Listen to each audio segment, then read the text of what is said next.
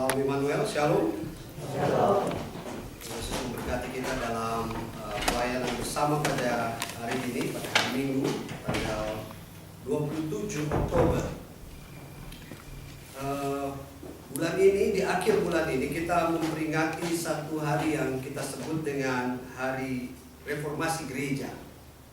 Itulah sebabnya tadi beberapa lagu, ada 2 lagu sebenarnya dari Kasana Lama Gereja Reformasi, dalam arti ketika Luther mempersiapkan atau mengadakan reformasi bagi gereja. Itu lagu yang pertama, itu dari tahun 1500-an dan masih tetap dinyanyikan hingga saat ini.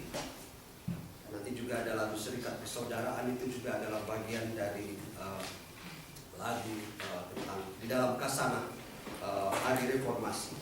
Saudara-saudara yang dikasih dalam Tuhan, oleh sebab itu minggu ini juga disebut dengan Minggu Reformasi, Hari Reformasi Gereja.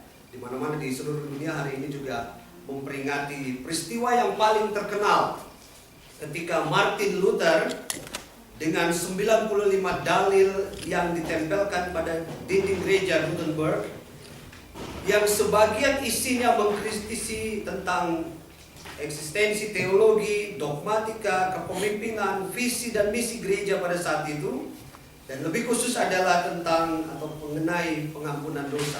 Saya kira bagi sebagian besar Bapak Ibu sudah pernah mendengar cerita ini. Jadi pada waktu itu pengampunan dosa itu gampang sekali.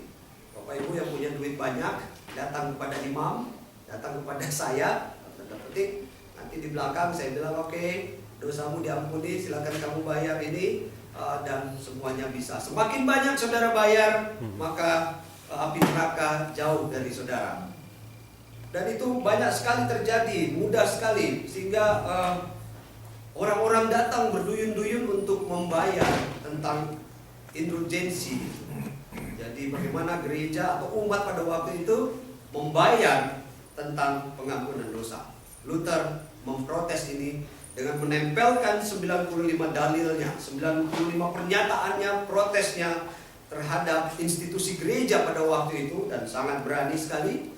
Dan yang menarik adalah sebenarnya Luther sendiri tidak pernah menginginkan akan terjadi sebuah reformasi gereja yang begitu besar-besaran. Dia nggak berpikir bahwa gereja itu nanti akan terjadi begitu banyak spread begitu berbagai macam interdenominasi akibat dari apa yang dia lakukan. Tapi ini menarik karena dihubungkan dengan konteks saat itu, di mana Tuhan, saya berpikir ketika membaca sejarah itu, saya berpikir memang karya Tuhan itu tidak pernah bisa dipahami terhadap gereja. Pada waktu Luther membuat 95 dalil tentang protesnya terhadap institusi gereja, bertepatan pada waktu itu mesin penemuan mesin cetak itu. Nah, jadi saya bisa bayangkan ketika dia membuat 95 dalil itu, mesin cetak ditemukan, dan kemudian semua pamflet tentang 95 dalil itu tersebar sampai kemana-mana. Dan itu memang sebuah proses yang tidak pernah dipahami oleh Luther sejak awal, karena hanya seperti kebetulan bahwa mesin cetak ada, kemudian dia membuat dalil itu, dan kemudian tersebarlah semua protes atau kritiknya terhadap gereja itu, dalam arti 95 dalil itu. Tapi saat ini kita bisa melihat begitulah karya Tuhan di dalam sebuah perjalanan gereja. Dan sampai juga akhirnya kepada satu tempat, jadi tersebar ke Eropa pada umumnya, dan sampailah juga pada ke satu pusat reformasi Protestanisme yang kita kenal dengan daerah yang kita sebut dengan Swiss, yang merupakan pusat reformasi Protestan yang ada di dunia ini, khususnya di bawah pengaruh dari John Calvin. Saudara lihat buku atau foto yang ada di atas ini. Foto ini adalah bagi Bapak Ibu, saya belum pernah.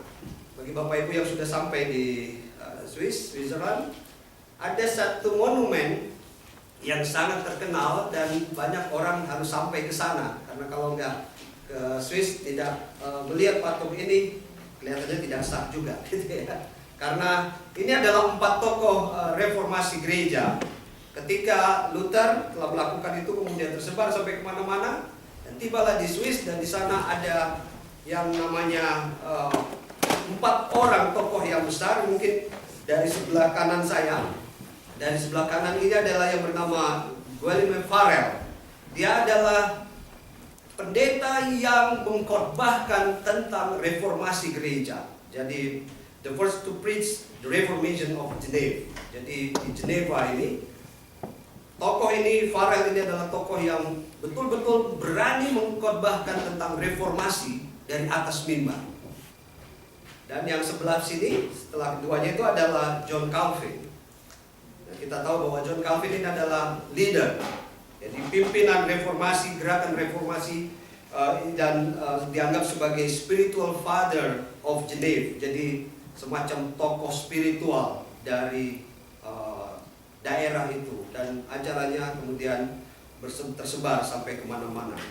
Yang di sebelahnya lagi adalah orang yang sangat terkenal dalam tokoh sejarah gereja reformasi, tetapi kalah populer dengan Calvin dan Luther, yang disebut dengan, atau orang ini sering disebut dengan Beza, Theodore Beza, yaitu pengganti dari Calvin yang menyebarkan atau mengajarkan ajaran-ajaran reformasi. Dan yang paling pinggir sebelah sini adalah tokoh yang paling terkenal, yang sering disebut dengan John Knox. John Knox ini adalah Scottish preacher, jadi dia adalah teman dari Calvin dan pendiri dari gereja Presbyterian di Scotland. John Knox inilah yang mempengaruhi begitu banyak perkembangan Presbyterian yang ada di Amerika. Dan itu berbeda ketika kita dari Indonesia. Pengaruh Presbyterian itu banyak berasal dari Eropa, khususnya Belanda. Jadi kita karena dulu dijajah oleh Belanda, pengaruh Presbyterian itu banyak dari Belanda. Dan itu berbeda ketika Presbyterian yang dari Skotlandia oleh John Knox ini masuk ke Amerika. Itu kalau lihat sejarah, baca sejarah tentang bagaimana kaum Puritan yang pertama-tama datang ke Amerika itu di sepanjang dari Boston, New York, kemudian berpuncak di Philadelphia dalam penandatanganan mengenai hari 1775 ketika kemerdekaan. Itu salah satunya adalah John Witherspoon. Itu adalah orang yang pendeta Presbyterian. Jadi ini sangat menarik bahwa ada hubungan antara Presbyterian dengan kemerdekaan yang ada di Amerika ini. Itulah sebabnya sistem yang dipakai, rapat, minute meeting, kemudian apalagi second dan sebagainya, itu semua ada di Gedung Putih, itu digunakan dalam konteks konteks bernegara, karena dulu antara gereja dan negara begitu kuat. John Witherspoon yang dipengaruhi oleh ajaran John Knox itu adalah bapak pertama Presbyterian di Amerika.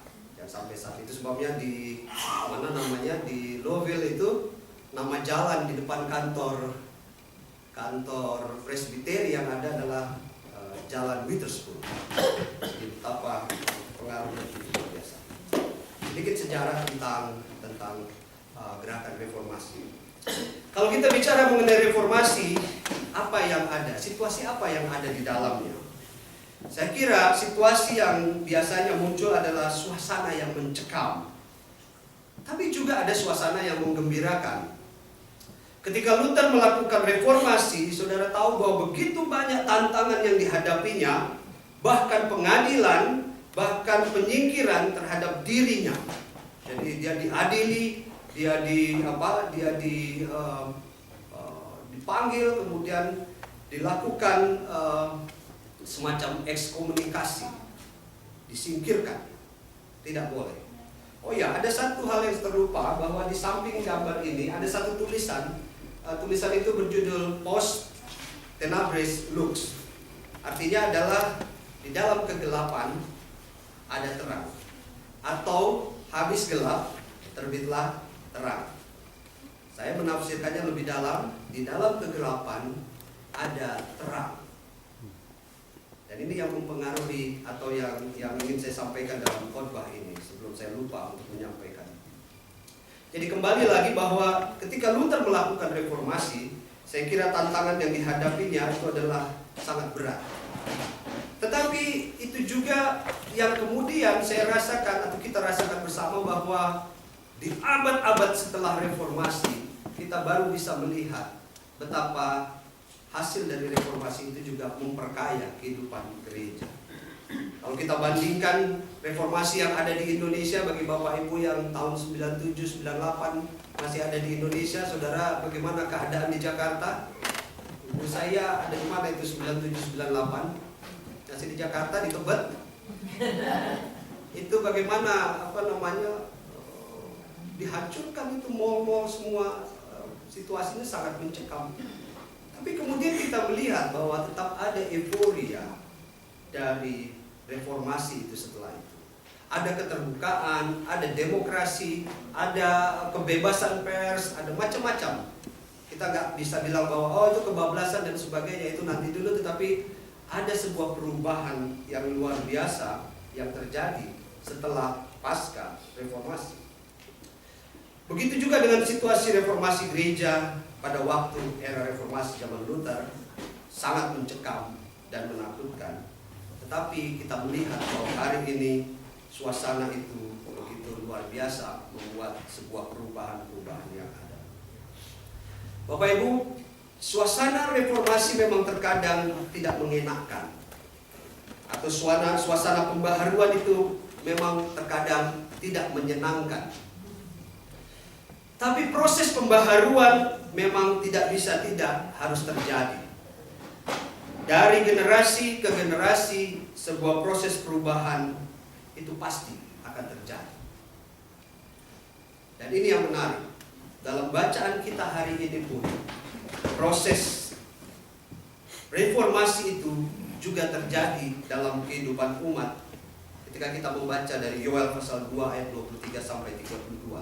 Sebuah proses perubahan ke arah pembaharuan, reformasi yang justru yang menarik kalau kita baca dari Yoel ini, dia datang bukan dari pihak umat, tapi justru datang dari pihak Allah sendiri. Umat Israel hidup dalam dosa, mereka tidak mampu keluar dari dosa mereka. Dosa telah mengungkung kehidupan umat pada waktu itu. Bagi mereka, dosa adalah hidup mereka. Pada sisi inilah Allah mengadakan reformasi dalam kehidupan umat. Bagi umat ini tidak mudah, seperti suasana reformasi yang mencekam, karena harus membuang semua kebiasaan-kebiasaan yang merupakan sumber dosa, dan berbalik kepada kebiasaan-kebiasaan yang merupakan atau yang menyenangkan hati Allah. Dan meskipun untuk itu umat harus melewati suasana yang mencekam dan tidak mengenakan, tetapi Allah menjanjikan dan memberikan sesuatu yang pasti dalam kehidupan umat. Problemnya adalah apakah umat mau melihat itu atau tidak? Ini yang menjadi persoalannya. Tuhan menjadikan melakukan reformasi dan menjadikan satu suasana yang baik. Kadang mencekam, kadang tidak enak, kadang menakutkan, tetapi Tuhan memberi sesuatu yang pasti, yang baik di masa depan. Persoalannya adalah apakah umat mau melihat itu atau tidak. Bapak Ibu, dalam status Facebook saya beberapa hari yang lalu, kalau Bapak Ibu membaca, saya selalu mengatakan status-status Facebook itu jangan hanya tetapi harus juga memberi pesan kepada umat atau kepada siapa yang membaca. Saya menuliskan begini: keadaan umat manusia seperti malam gelap. Tetapi apakah mereka mau melihat terang sinar bulan dan bintang-bintang? Atau saya menuliskannya lebih lengkap begini: hidup ini terkadang seperti sebuah malam yang gelap, pekat. Kalau dia dibilang malam gelap pekat, itu sudah gelap sekali. Tetapi apakah kita mau melihat terangnya sinar bulan dan bintang-bintang di dalam kegelapan itu? Hidup ini terkadang sangat gelap, pekat. Tapi apakah kita mau melihat terangnya sinar bulan dan bintang-bintang di dalam kegelapan itu? Terkadang kondisi kehidupan keluarga berada dalam kondisi malam yang gelap pekat. Terkadang pekerjaan kita berada di titik kegelapan yang paling gelap. Terkadang hubungan kita dengan saudara, dengan suami, dengan istri, dengan anak menantu, dengan teman sepelayanan berada dalam kegelapan malam yang paling gelap. Terkadang sebuah vonis yang menyedihkan bagi masa depan dan kehidupan kita seperti gelap yang tak berujung pada siang. Atau terkadang pelayanan kita bergereja seperti malam yang berhenti dan tak pernah pagi. Namun dalam kondisi seperti itu, apakah kita tetap mau melihat terang bulan dan sinar bintang-bintang? Kalau kita bisa mau melihat hal itu, kita dapat melihat sebuah proses reformasi dalam kehidupan kita di masa depan. Reformasi yang membuat kita masuk dalam suasana euforia kehidupan, semangat baru, suasana baru, kehidupan yang penuh pengharapan. Bapak Ibu dan Saudara yang dikasih dalam Tuhan, saya ingin mengatakan kepada kita bahwa gereja yang hidup adalah gereja yang selalu bisa atau mau melihat terang di dalam suasana kegelapan sekalipun dalam pelayanannya. Gereja yang hidup adalah gereja yang mengalami reformasi. Jadi kalau gereja nggak mau mengalami reformasi, dia akan tetap menjadi gereja yang mati. Gereja yang hidup adalah gereja yang mau mengalami reformasi. Immanuel, saya dan saudara adalah sebuah gereja. Saya dan saudara harus mengalami reformasi. Terkadang gelap, bahkan pekat dalam melakukan sebuah reformasi. Tapi saya kira kita tidak akan tinggal di dalam gelap dan pekat. Kita selalu mau melihat sinar terang bulan dan bintang-bintang. Orang-orang yang tidak mau melihat terang sinar bulan dan bintang-bintang akan tinggal atau tetap tinggal dalam gelap dan di dalam kepekatan malam. Karena melihat kepada sinar terang bulan dan bintang-bintang adalah melihat kepada sinar Kristus bagi gereja Immanuel. Jangan mau hidup dalam kepahitan hati, karena sinar Kristus selalu memberi pemulihan hati. Jangan mau hidup dalam perseteruan, karena sinar Kristus selalu memberi pendamaian. Jangan mau hidup dalam kesombongan, karena sinar Kristus melingkupi dengan kerendahan hati. Jangan mau hidup dengan pembenaran atas diri sendiri, karena sinar Kristus selalu memberi arti tentang menghargai orang lain. Jangan mau hidup dengan hanya mengeluarkan perkataan-perkataan kasar dan keras, karena sinar Kristus juga berarti kelemah lembutan dan sopan santun. Jangan mau hidup dalam keegoisan, karena sinar Kristus selalu memberi makna mengenai kebersamaan dalam perbedaan sekalipun. Hidup ini terkadang seperti sebuah malam yang gelap dan pekat. Tapi apakah kita mau melihat terangnya sinar bulan dan bintang-bintang? Post tenebras lux. Di tengah kegelapan ada sinar yang bisa kita lihat dan nikmati. Selamat menikmati reformasi kehidupan, dalam kehidupan keluarga, dalam kehidupan kita. Karena di tengah kegelapan sekalipun, kita tetap mau melihat sinar terang bulan dan bintang-bintang yang adalah terang Kristus yang sejati. Syukur kepada Tuhan.